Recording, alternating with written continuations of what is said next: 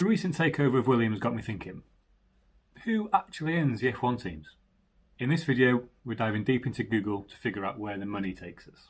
We're going to be talking about Bank of America, Geely, Ralph Lauren, H&M, Pippa Middleton. Not exactly your usual F1 video. My name is Adam and this is F1 House. First off, let's take a look at the more straightforward examples. Red Bull. Red Bull Racing owe their origins to the Stewart team, owned by F1 legend Jackie Stewart. This team was then bought by Ford and branded as Jaguar Racing before being taken over by Red Bull in 2004. Although Red Bull had been a major sponsor for Sauber since 1995, they didn't own an F1 team until they bought out Jaguar in 2004. Alfa Towery. Previously Minardi, we all probably know that F1's newest winning team had a rebrand from Toro Rosso, mostly as a marketing exercise to draw attention to Red Bull's new clothing line. Alfa Tauri itself is named after the giant red star in the Taurus constellation, and the team was recently described by Franz Tost and Helmut Marko as a sister outfit to Red Bull, rather than a junior team. Technically, they're right, as Alfa Tauri are owned by the Red Bull parent company, rather than Red Bull Racing. The parent company to both teams is Red Bull, obviously, and they are, as far as I could find, still owned by the two people who started the company back in 1984. These two are by far the easiest, and when I did these two I thought this was going to be a very short video, but I was very, very wrong. Ferrari. Ferrari has been racing in F1 before the championship even really existed, and long-time F1 fans will remember when Fiat was emblazoned across Ferrari's F1 cars. That's because Ferrari has long been a part of Fiat's portfolio. Now though, Ferrari is one of the companies owned by FCA and is officially registered in the Netherlands. Ferrari is also 10% public owned, meaning yes, you can buy Ferrari stock, and 10% owned by Enzo's son Piero. Haas have been competing in Formula 1 since 2016, with their main HQ in North Carolina. They also bought Marussia's facility in Banbury in 2014 as a base of operations for Europe. They had planned to open in Milan rather than Banbury, but eventually opted not to for financial reasons. Gene Haas, the man at the top, is an American businessman who is the founder and sole shareholder of Haas CNC Machinery. His estimated net worth is $250 million. The team had initially aimed for an entry in 2015 but didn't make it after delays across the process. I did find an interesting quote though from Gene Haas in an interview with Forbes, talking about buying up all the old equipment and parts from teams that had folded before Haas joined. Now we have an extra year to acquire equipment from other teams who are getting rid of stuff. A lot of that stuff is just the nuts and bolts and stuff that you can't exactly go to a catalogue and buy, and that's what's necessary for operation. All these little bits and pieces that make it all work. Renault. Another works team like Ferrari. You'd expect this to be fairly simple. It is, and it isn't. The Lotus F1 project was bought out by the Renault-Nissan Alliance, and the team is still 10% owned by Genie, a Luxembourg private equity firm.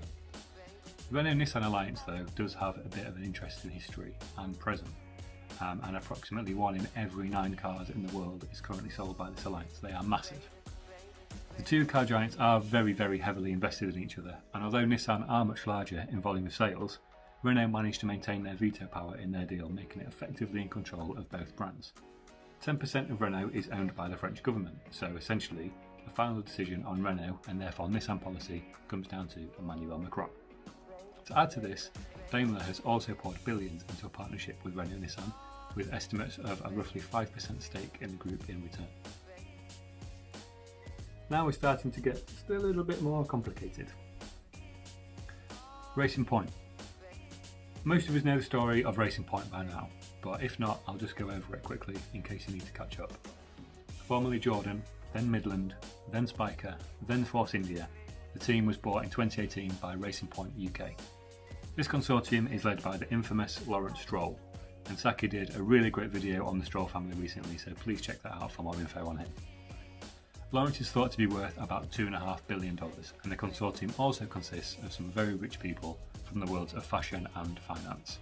Stroll also led a group that bought a 16.7% stake in Aston Martin in January 2020, and will make Aston Martin the title sponsor for the team from 2021. Interestingly enough, Aston Martin have been using Mercedes engines in some of their sports cars in this generation, just as Racing Point has used Mercedes engines. Aston Martin though have recently built a turbocharged V6 hybrid for use in a sports car. So here is a little conspiracy for you. Aston Martin to build F1 engines by the next Concorde Agreement in 2026. You heard it here first. So if you're enjoying this deep dive into F1 ownership so far, please consider giving the video a like and tapping that little red subscribe button somewhere around there for more of our content. McLaren. Kiwi Bruce McLaren started the team in 1963, not long before his tragic death in 1970. Eventually, Ron Dennis became the team's majority owner and sold some of his shares to Mansa Ogier. Big deal, right? Yeah, kinda. Mansa Ogier is the son of Akram Ogier, who made a name for himself by working as an intermediary between France and the Middle East in the arms trade. Weapons, jets, casual stuff. He also established TAG, an investment firm specialising in European and Middle Eastern economic activity. In the mid-2000s, dealings with Daimler and others eventually led to the involvement of the Mumtalakat Holdings Company, which I'll talk about again in a second. By this point, McLaren Group were not just an F1 team, but made all sorts of high-level technical equipment and, of course, iconic road cars. In 2014, Ron Dennis, who at the time was a CEO, chairman, director and a major shareholder of McLaren Group, tried to lead the takeover before again leading a bid of approximately £1.7 billion to buy out Mumtalakat in 2017. He was then put on gardening leave until the end of his contract in 2017. So that leaves the current state of ownership as follows. Mumtalakat with 56.4%, TAG Group with 14.3%, Nidala, owned by Nicholas Latifi's dad, with 9.8%, with the rest split between Favorita, Perlman Investments, Mikal Holdings and Mechanic. But who exactly are Mumtalakat? Let me tell you. Mumtalakat Holding Company is the name for the Bahraini Sovereign Wealth Fund, so more or less a public fund controlled by the Bahrain royal family. Officially, it's controlled by the Deputy Prime Minister Khalid bin Abdullah Al Khalifa. Just another little conspiracy theory for you, if you're interested. Nidala, who own 9.8% of McLaren, I think that's right, yeah, 9.8%, is owned by Michel Latifi, Nicholas's dad. When Danny Ricciardo retires, or moves on, whatever he does next, don't be surprised if Nicholas Latifi is still in F1, don't be surprised to see him take that McLaren seat. You heard it here first again. Mercedes. Not the same team as the Sterling Moss cars from when the world was black and white. Mercedes AMG Petronas F1 team has a more chaotic history. Starting life as Tyrrell before being taken over by BAR, Honda and eventually Braun GP, the team bought by Daimler and Abar Investments in 2011. This made them the Mercedes Works team. In 2012 Abar were bought out, and in 2013 our favourite Austrian Toto Wolff was sold 30% of the team after being named an executive director. Saki did a really great video on Mr. Turgo Wolff recently, so that's definitely one to watch. So, Mercedes own most of the team and they are owned by Daimler. Simple.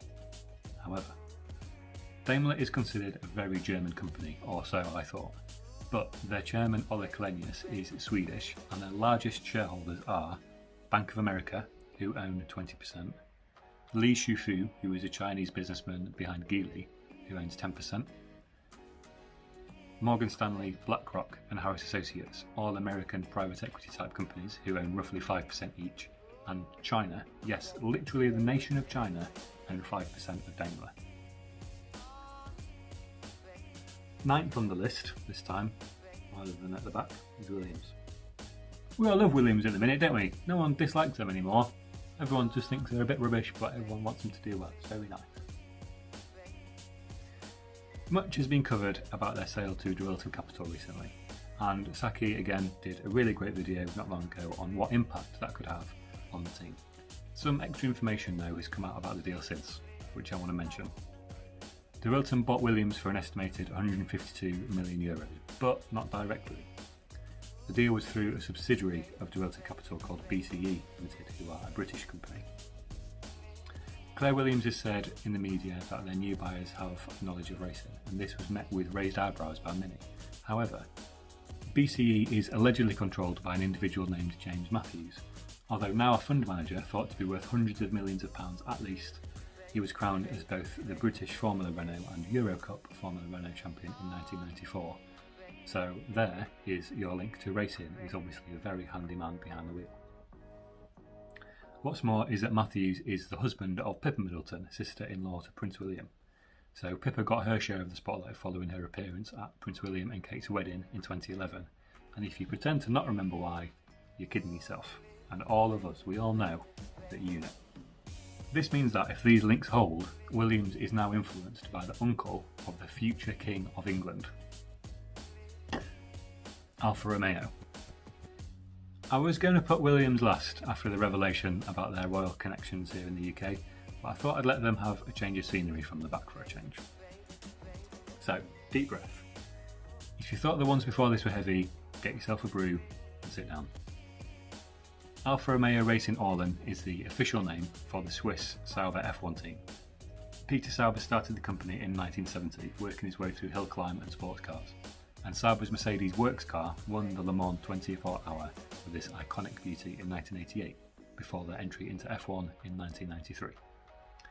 After a brief foray with BMW in the 2010s, Sauber was bought by Longbow Finance in 2016, a year after Marcus Ericsson joined the team in 2015. This may or may not be significant. Longbow Finance is a Swiss asset management company, so you'd think it was fairly straightforward that they would buy up a Swiss motorsport outfit. You would be forgiven for thinking that, but there was a lot more to this. In 2016, when the deal took place, the president of Longbow's board of directors was Raymond J. Baer. Baer is also one of the influential bigwigs at Julius Baer, a huge fund which is also a key partner in Formula E. Longbow Finance was previously known as Tetrol Investment Management, which in 2016 shared a company address with Tetra Pak's parent company. The Tetra Pak fortune was inherited by Swede Hans Rausing, and he was always been a known backer of his countryman Marcus Ericsson. That's starting to join. In 2016, Ericsson owned a 40% stake in creatively named ME Promotions, which, following the trail of money, led to another company called SportPro, a UK company with links to Sweden and the billionaires at the top of the H&M clothing empire. And SportPro's largest shareholder is, you guessed it, Longbow Finance. Saki recently did a video on pay drivers on the grid, and that was a really good example of direct ways that drivers pay money into the paddock in exchange for a race seat. But if you join the dots on this with Marcus Ericsson and Alfa Romeo / Sauber, you can quite easily see how the dots link together, and you could probably make a claim and probably be right. I don't know if it's right, but I think it's right.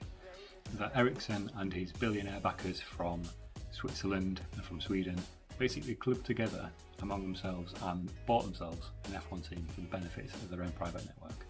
I would love to spend a bit more time digging into the sponsors on the Alfa Romeo Racing Orlen F1 car and see where the trail of money leads in terms of ownership. But I think the video would be about 4 hours long if I did that, so maybe have a little look at that yourself.